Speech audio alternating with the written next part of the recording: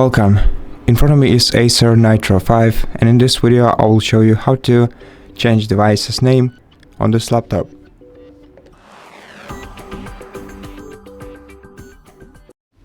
First, open the Start menu, then go to Settings,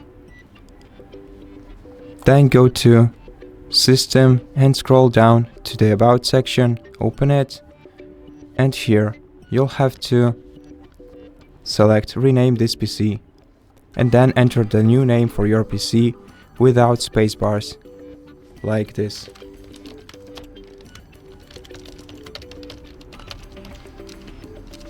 Then press Next, and then you'll have to press Restart Now in order to rename your device now. If you need to use your device still, you can restart your device later by clicking right here.